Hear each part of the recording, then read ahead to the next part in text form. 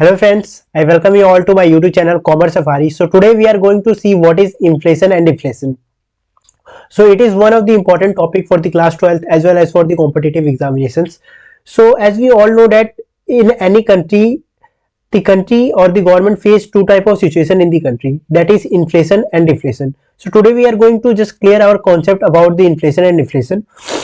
So as we all know that there are basically two type of situation that are being faced by the government, that is inflation जो कि हम उसको बोलते हैं महंगाई, और डिफ्लेशन जहाँ पे ऐसा होता है कि कुछ चीजों के प्राइस बहुत ज्यादा कम करने पड़ जाते हैं क्योंकि उसकी डिमांड नहीं हो रही होती है। ठीक है, तो बेसिकली हमें पढ़ना क्या है, आज इनके हम पहले कॉन्सेप्ट देखेंगे और करंट जो डेटा भी चल रहा है इंडिया में as part of the world, अभी हम उसको क्लियर नहीं करेंगे, पर इंडिया में क्या चल रहा है हम उसको अभी क्लियर करेंगे। ठीक है, तो सबसे पहले आता है कि व्हाट इज इन्फ्लेशन। देखो इन्फ्लेशन जब भी होता है जब आपकी एग्रीगेट डिमांड बढ़ जाती है। ठीक है, अब क्या करेंगे ना, लोग यहाँ पे क्या करना शुरू कर देते हैं। देखो this type of inflation is caused due to an increase in the aggregate demand. देखो एग्रीगेट डिमांड मतलब होता है कि लोग अब क्या कर रहे हैं कि डिमांड करना ज्यादा शुरू कर दे रहे हैं, और डिमांड करना लोग दो ही तरीके की सिचुएशन में शुरू करते हैं। सबसे पहला, या तो उस सामान के प्राइस बहुत ज्यादा घट गए हो, या तो क्या होता है उसकी बहुत ज्यादा नीड हो। ठीक है, देखो डिमांड जो अगर एग्रेसिव मोड पे हो रही है अगर डिमांड, ठीक है, अगर एग्रेसिव मोड मतलब कि मान लो कि गवर्नमेंट ने 50% का सोचा था डिमांड होगा पर वो 70 का होने लग गया, तो इसी को हम बोलते हैं एग्रेसिव डिमांड। ठीक है, एग्रेसिव डिमांड हो रही है तभी लोग वहां पे ज्यादा डिमांड करना शुरू कर दे रहे हैं, और दो तरीके की सिचुएशन में वो डिमांड करते हैं। कौन सी पहली रहती है अपनी, या तो उसके प्राइजेस कम हो गए जिस चीज का वो प्रोडक्ट की डिमांड कर रहे हैं, या तो उनके वो बहुत ज्यादा उसकी नीड पड़ गई है।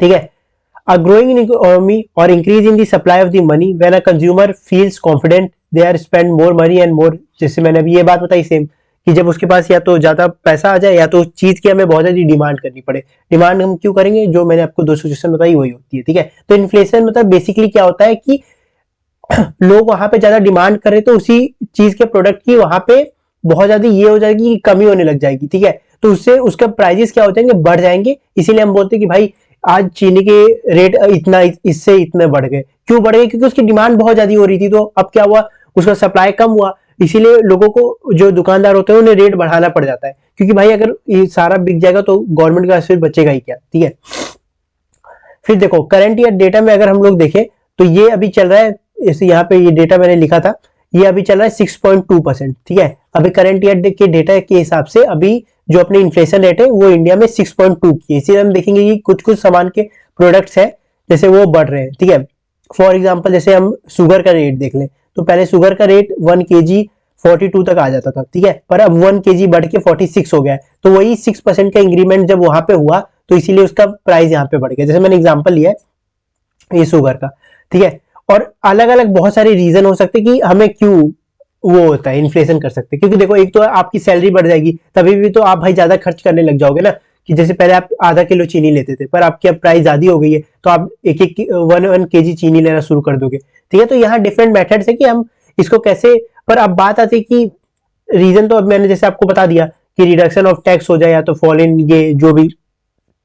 ठीक है, तो बेसिकली हमें ये क्या देखना है ना इन्फ्लेशन में, आप बेसिकली बस इतना याद रखो कि यहाँ पे जब आपकी डिमांड बढ़ जाती है कोई भी इकोनॉमी में, चाहे वो other part of the country क्यों ना हो, तो उसी को हम बोलते हैं इन्फ्लेशन। ठीक है, और उसी के बाद आता है कि अब बात आती है कि हम इसे कंट्रोल कैसे कर सकते हैं। ठीक है, कंट्रोल करने का सीधा सा क्या तरीका है कि उस प्रोडक्ट का जिसका बढ़ रहा है, जैसे हमने यहाँ पे क्या देखा, हमने यहाँ पे देखा कि जो अपने जो डिमांड थे शुगर के वो बढ़ गए, तो अब मैं क्या करूंगा, शुगर का रेट बहुत ज्यादा हाई कर दूंगा। अब जब मैं रेट बहुत ज्यादा हाई कर दूंगा तो जो लोग पहले ज्यादा खरीद रहे थे अब वो खरीदना क्या कर देंगे, कम कर देंगे। उसके बाद क्या हो सकता है कि मैं टैक्स का भी थोड़ा रेट बढ़ा दूं। ठीक है, रेट ऑफ मैं टैक्स भी क्या कर दूं, इंक्रीज कर दूं। ठीक है, इंक्रीज कर देता हूं। उसके अलावा मैं क्या कर सकता हूं, जैसे ये था rise in propensity to consume, इसी को मैं कम कर देता हूं। ठीक है, और जो फॉरेन एक्सपोर्ट है उसको मैं बढ़ा देता हूँ। फॉरेन इंपोर्ट है जो, उसको क्या करूंगा अब इस बार बढ़ा दूंगा। बात समझ गया ना, तो यही दो तीन चीजें होती है जिससे आप उसे कंट्रोल कर सकते हो। गवर्नमेंट के पास अलग, उसके अलावा ये मॉनेटरी पॉलिसी वो तो अपनी अलग से देखेंगे हम आरबीआई कैसे बनाती है। ठीक है, पर इसमें हमें बेसिकली इतना नहीं पढ़ना, हम एक कंट्री के हिसाब से पढ़ रहे हैं तो हमें इसमें मॉनेटरी पॉलिसी और इसी का इतना रोल नहीं लेकर आना। इन्फ्लेशन डिफ्लेशन नॉर्मली गवर्नमेंट भी संभाल लेती है, उसके बाद आरबीआई का नंबर आता है। आरबीआई में जैसे मैंने आपको लास्ट लेक्चर में बता नहीं रखा था जो इन्फ्लेशन और डिफ्लेशन के डिफरेंस बिटवीन एक्सिस डिमांड और डेफिसिट डिमांड में, तो उसी का मतलब यहाँ ये होता है, ठीक है। तो मॉनेटरी पॉलिसी आप वहां से जाकर देख सकते हैं क्या होती है, ठीक है। फिर बात आती है डिफ्लेशन। डिफ्लेशन में क्या रहता है कि जब कोई भी सामान की प्रोडक्ट, जैसे कोई भी गुड्स है, ठीक है, मान लो कि शुगर है, ठीक है, जैसे मैंने अभी बताया शुगर का रेट कितना था 46 हुआ था, अब 46 के बाद दोबारा 43 हो गया, तो डिक्लाइन हुआ ना, उसी डिक्लाइन को हम क्या कहते हैं कि डिफ्लेशन हो गया। Deflation is a general decline in the price of the goods and services typically associated with an contraction in the supply of money and credit in the economy. समझ गया ना। देखो डिक्लाइन बस इतना याद रखो कि जब भी किसी भी सामान का प्राइस घट जाता है, ठीक है, तो हम उसी को क्या बोलते हैं, डिफ्लेशन बोलते हैं। और करंट अभी डिफ्लेशन रेट 3.2% चल रहा है, मतलब अभी इन्फ्लेशन ज्यादा चल रहा है अपने कंट्री के अंदर, ठीक है। हम जैसे ये ग्राफ भी देख सकते हैं, ग्राफ जैसे देखो 2022 में एकदम नीचे नीचे आता गया, ठीक है। तो ये हम बोल सकते हैं कि अभी हमारे यहाँ महंगाई ज्यादा है, ठीक है, और जो प्रोडक्ट है उसके जो प्राइजेस है इसीलिए बढ़ रहे हैं। अगर दोनों एकदम बराबर चढ़ेंगे चलेंगे ना, तो वो उनके एकदम से सडनली रेट इंक्रीज नहीं होगा, ठीक है। और मेजर्स टू कंट्रोल, यहाँ पे मैं क्या कर सकता हूँ कि जो मैंने वहां पे टैक्स बढ़ाए थे, अब मैं यहाँ पे टैक्स खत्म कर दूंगा, टैक्स कम करने लग जाऊंगा तो लोग थोड़ा खरीदेंगे, और है ना। और क्या करूंगा, उसके इंपॉर्टेंस बता सकता हूं मैं कि उसके इंपॉर्टेंस है, अब भाई लोग तभी तो वो चीज खरीदेंगे ना। तो बस डिफ्लेशन का मतलब और इन्फ्लेशन मतलब दोनों में बस इतना सा डिफरेंस है कि देखो इन्फ्लेशन मतलब महंगाई होती है, और डिफ्लेशन मतलब जहां पे आपके प्राइजेस कम हो जाए, ठीक है, जहां पे लोगों लोगों को सस्ते में सामान मिलने लग जाए, ठीक है। तो होपफुली आज का लेक्चर आपको अच्छा लगा होगा। Please like share and subscribe to my channel. Thank you.